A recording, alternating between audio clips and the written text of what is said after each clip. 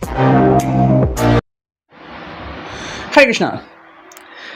Greetings and welcome to Me and You Hindi Tarot. आज हमारा topic है आज सुबह की उनकी दिल की बातें। मॉर्निंग एनर्जी का हम कर रहे हैं ये रीडिंग, ठीक है।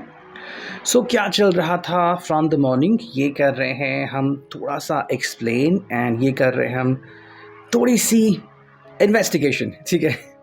चलो देखते हैं हमें टैरो से क्या कार्ड्स मिलते हैं। अगर हम देखते हैं कि यहाँ पे हमने 2 टैरो लिए हैं। एक लेने वाले हम क्लैरिफिकेशन के लिए, और फाइनली है ये रोमांस ऑफ लवर्स ओरेकल, ठीक है।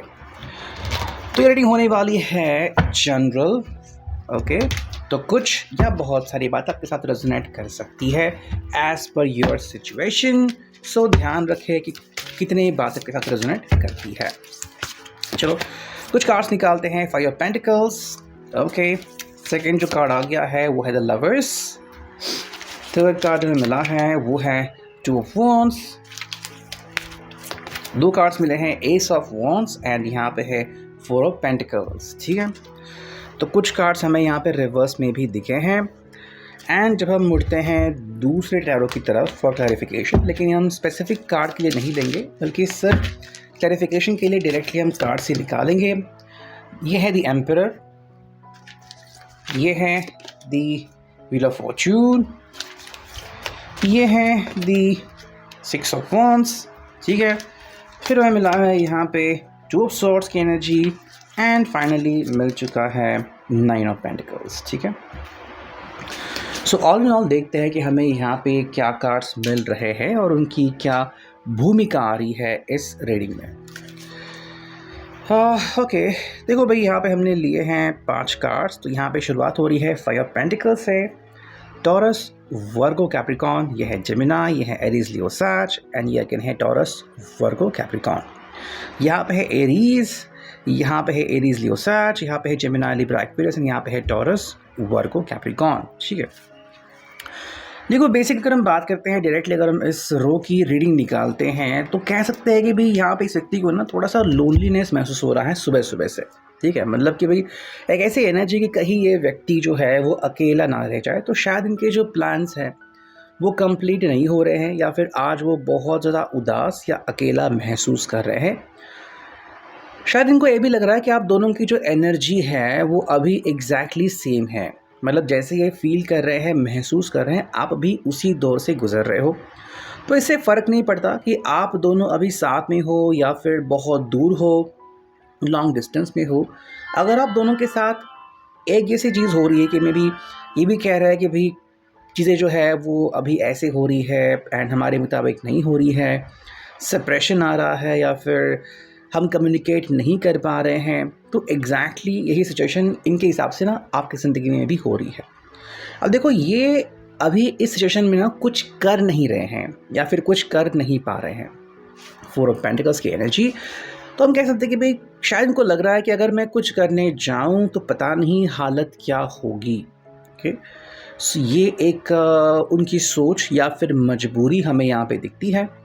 देखो इनके हिसाब से ना बातें रखना और बातें समझना ये कई बार आसान नहीं होता। तो मान लो अगर आपके कहने भी जाए कि भाई मेरी बात सुनो या फिर मुझे समझो, तो कैसे, बिकॉज यहाँ पे है द लवर्स रिवर्स में। तो ये एनर्जी जो है वो अभी हम कह सकते हैं कि आप दोनों के साथ रेजोनेट नहीं कर रही है उस तरीके से। तो अगर ये अपना पक्ष भी रखने जाएँ कि भाई आजकल मेरे हालात क्या है और मैं कैसे जी रहा हूँ, शायद ये बात आपको इतनी ज़्यादा हज़म नहीं हो सकती है।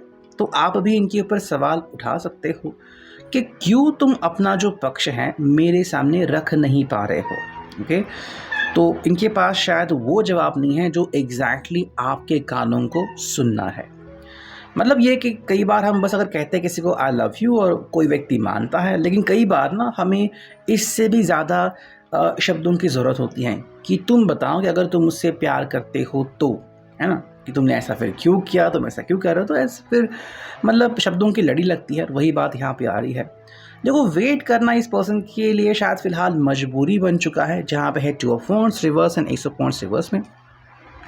अगर ये कुछ आपको कहने भी चाहते हैं कि ऐसा मेरा मकसद नहीं था और ये जो भी चीज़ें हो रही है वो दिक्कत के कारण हो रही है, शायद हो सकता है कि किसी कोई पर्सन जो है इनके करीब वो शायद हॉस्पिटल में हो, या फिर आपसे मिल नहीं पा रहे हो और अभी फ़िलहाल अपनी जो बातें आपके सामने रख नहीं पा रहे हैं सही तरीके से।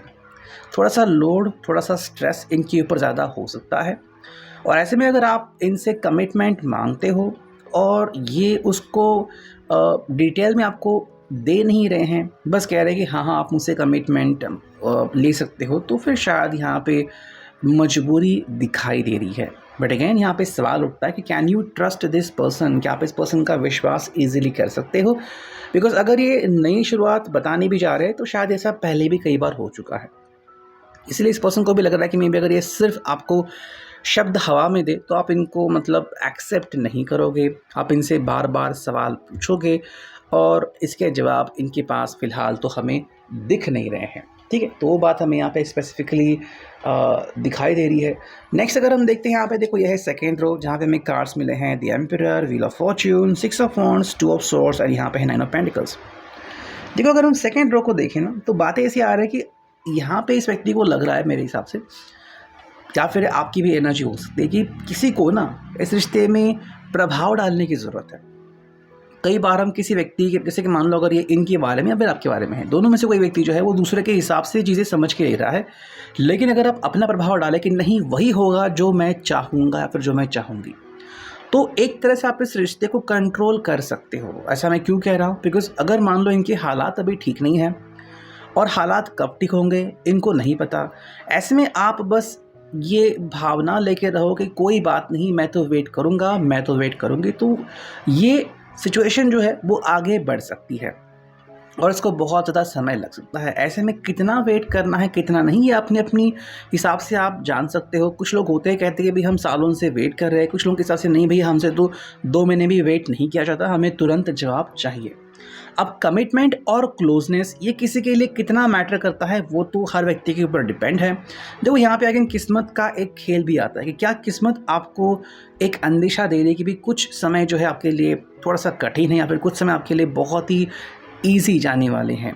तो यहाँ पे इस व्यक्ति के लिए ना या फिर आपके लिए भी चुनौतियाँ दिख रही है और चुनाव दिख रहे हैं कि आप क्या चुनोगे। ठीक है, अगर आप दोनों में से किसी को अपने एक्स से बात करनी है या फिर किसी को लग रहा है कि नहीं आप फ़िलहाल मैं अपना जो ध्यान है वो बस करियर पे सेट करता हूँ, बाद में अपने कनेक्शन पे मैं आऊँगा, तो बात यहाँ पे आती है कि एग्जैक्टली आप दोनों फिर सोच क्या रहे हो।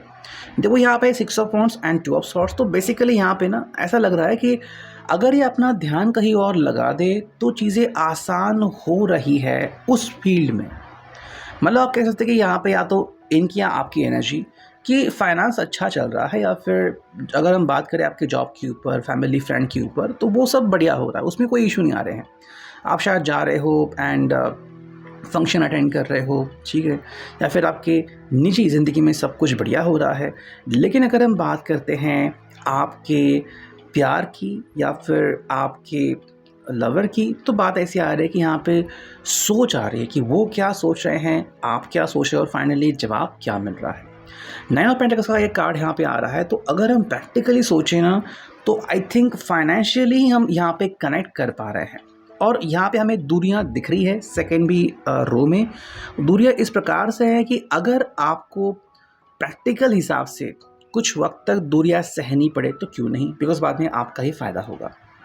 ठीक है, क्योंकि यहाँ पे हमें लवर्स का कार्ड नहीं मिला है, सिर्फ व्हील ऑफ फॉर्च्यून मिला है प्लस एम्परर मिला है और यहाँ पे है 9 ऑफ पेंटिकल्स। तो हम कह सकते हैं कि प्रैक्टिकली जो आपको करना पड़े, जैसे कि मान लो आपको ढेर सारा पैसा कमाना है या फिर ढेर सारी फेम कमानी है, या फिर कि भाई आप अपनी करियर के लिए कहीं दूर जा रहे हो, ऐसे में अगर सेपरेशन आ भी जाए तो आप उसे बर्दाश्त कर सकते हो कुछ समय के लिए। अगर ये आप दोनों में से किसी का एक कहना है कि फ़िलहाल तो ये मेरी सोच है कि मुझे ये कंटिन्यू करना है, तो ये आपके साथ रेजोनेट कर सकता है। या तो भाई इस व्यक्ति को ना सेपरेशन आ रहा है, जैसे कि हम यहाँ पे भी देख रहे हैं, लेकिन वो कह रहा है कि भाई मजबूरी है मेरी और मैं जितना भी चाहे आपको बताऊँ आप शायद उस बात के साथ रेजोनेट नहीं कर पाओगे, ये उनको फ़िलहाल लग रहा है। ठीक है, अब हम अगर मूव करते हैं कि हमें यहाँ पे क्या कार्ड्स मिलते हैं from the romance of lovers Oracle, देखते हैं क्या कार्ड्स मिलते हैं। देखो पहला कार्ड आ चुका है जो कि है फैंटेसी, ठीक है, as you can see. Second card आ गया है इंटरफियरेंस, ओके।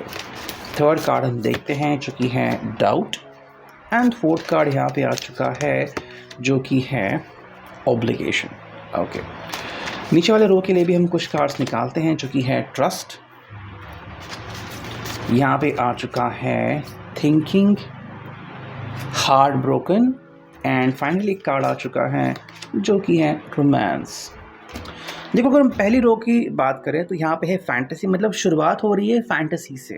देखो, ये व्यक्ति ना फैंटेसी मतलब वर्चुअल वर्ल्ड में जी रहा है, आपसे शायद दूर ही है, दूरियां बना के रखा हुआ है, लेकिन कह रहा है कि देखो इंटरफियरेंस मतलब आप मुझसे बात कर सकते हो बीच बीच में, आप मुझसे कम्युनिकेट कर सकते हो ओवर द कॉल, फ़ोन पे हम बात कर सकते हैं, बट यहाँ पे डाउट्स आते हैं। और डाउट क्यों आ रहे हैं? बिकॉज ये क्या कमिटेड है या नहीं है, क्या ये पर्सन अपनी कमिटमेंट पूरी करेगा या फिर नहीं। तो इस रिश्ते में हमें इस रो में चीज़ें थोड़ी सी धुंधली दिखाई दे रही है। वही अगर हम बात करते हैं सेकेंड रो की, तो यहाँ पे है trust, thinking, heart broken and romance.